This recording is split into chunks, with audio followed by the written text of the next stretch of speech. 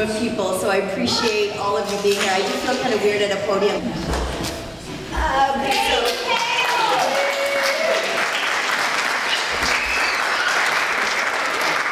He was going to come later on, but since he's here now, this is Kale, my 4-year-old who I drag all over the place, and he's very patient with me, so he is part of the package. So we've been here the last 3 years, and kind of the nature of medicine is that you do often move around quite a bit for school, for different things. But I came here in 2011 for 2 weeks just because I wanted to do something at the end of my mat leave.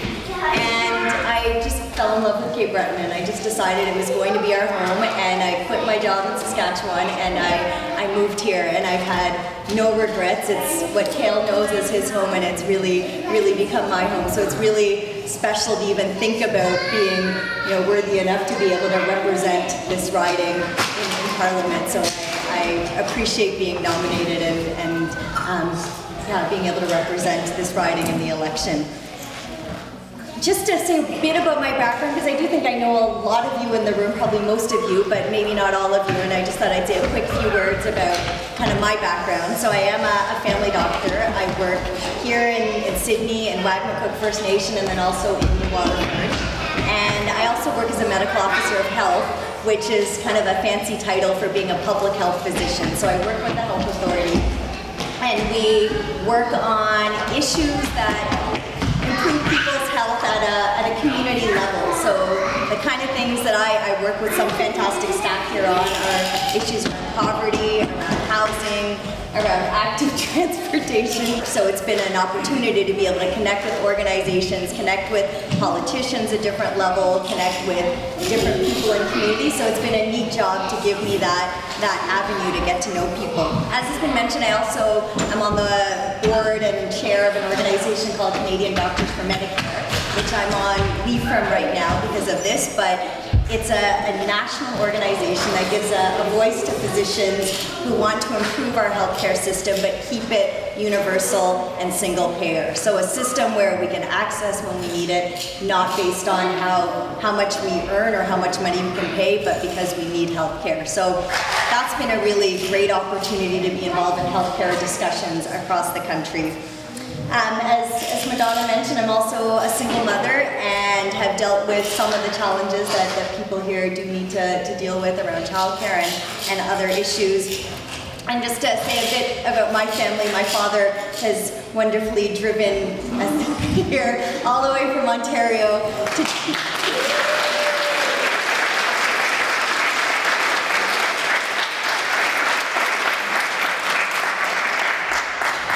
just so when people now ask me who my father is, I can say, here is my father. And one mention of my mother who died just before my son was born and is still with me and us every day. And although she always voted Liberal, I think she is proud to be here. So my involvement with the NDP has been over the last few years. I've become more and more involved. When I moved to Saskatchewan, which was my first job after my training, a good friend of mine, a physician there, Ryan Miley, was running for the leadership of the NDP there, and I was involved with his leadership campaign. And then when I moved to Nova Scotia, and now I didn't realize there'd be so many inspiring people in the room, Helen McDonald, Gordy Goss, and others. I got to know some of the local politicians here, and of course got to know Megan before I came. So working in her office was a really phenomenal experience. That was when NDP was third party, Megan was a health critic, and it really gave me insight, at least for a short time, into what life was like as an MP. So what you do in Ottawa, what you do in your constituency, and it was a great opportunity and just a really inspiring person to work with. Of course, the MP who was sending kale seeds to all of her constituents. So I was pregnant at the time, so we just started calling my baby Kale, and then I decided to pick a name in the end that I could still call him Kale. So that's the origin of why Kale became Kale. And then Madonna is another wonderful woman who I've come to admire, and I worked on her campaign. A whole lot of fantastic NDP women, and they've been really a part of why I wanted to be involved with the NDP.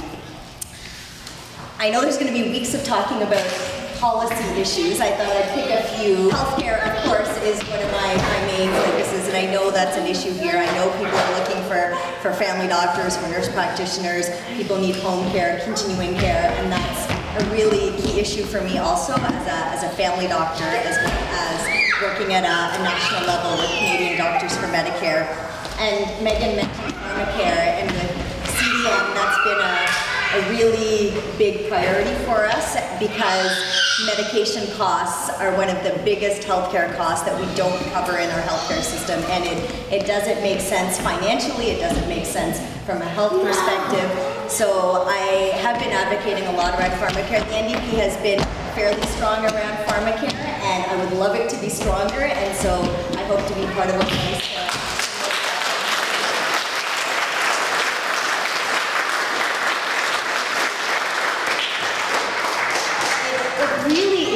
issue that every day when I'm in clinic, at least one or two or three people, we have to talk about the cost of the medication. If people even tell me they can't afford it, often they don't even say that. And even just the other day, we called the pharmacist because the person I was prescribing the medication to just said, I don't think I can pay for that. So we had a speaker phone call with the pharmacist to try to figure out what this person could afford. And it's not how they should have to deal with their health. It's not how I want to practice as a doctor. And that happens over and over and over, people who can't afford their medications.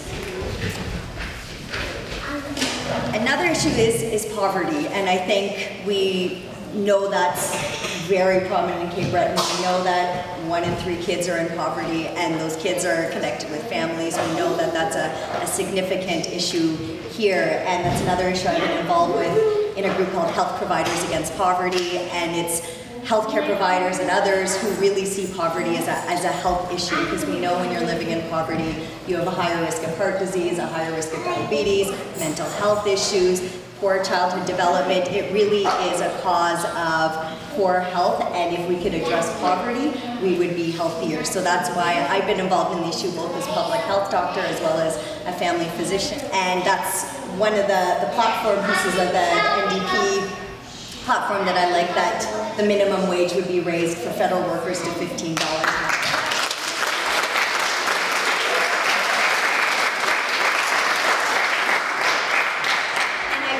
That as a first step. It's a wonderful first step. It's going to impact a lot of people. We know that in some places it takes more than $15 an hour to live a decent life, but it sets a benchmark, it gives an example, it's something to start with, and I really think that any party that puts minimum wage as a main priority has their priorities right.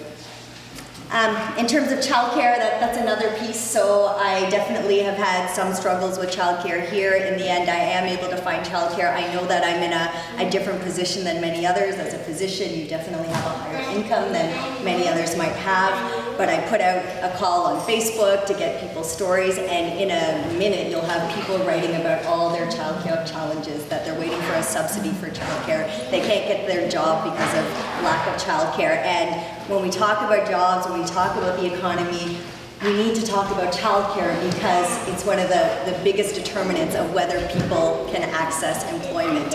So we need to have that infrastructure in place before we can be even talking about jobs in the economy. They all fit together, and we need to remember that we can look at numbers, but we also need to look at things like childcare.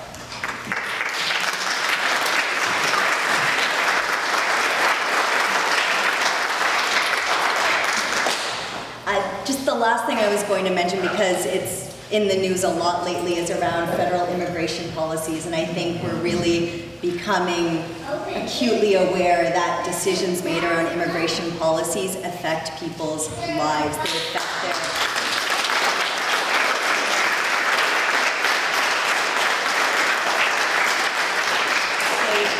they affect whether people live or die. It's that important that we have strong, non-discriminatory immigration policies. And I've been involved with the cuts to healthcare for refugees and refugee claimants, and that's an issue where it affects people's day-to-day. They can't access care. Healthcare providers don't know how to access programs, and it's causing difficulties there. And then we've seen it on a global level now, that immigration policies in Canada, as well as around the world, are having catastrophic effects on people. So I would like to be part of making some of those decisions at a national level. I know this is a hard riding. I've heard, you know, there's a strong incumbent in place, and you know, there's a long way to go, but it's been really exciting. Even just the last week I've been more public, but even before that, the people who have come to me just saying, I don't normally vote NDP, but I want to support you, or I don't affiliate.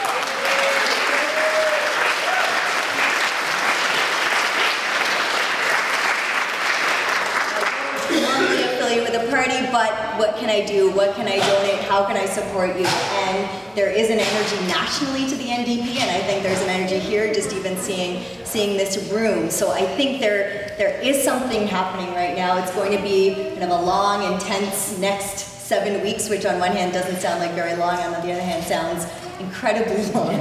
But I really hope that all of you will be involved somehow. I really appreciate that you're here tonight, and we could use anyone we can get for the next month and a half. We have a great team in place already, but can always use more help. So thank you all for coming out, and I hope to make you all proud.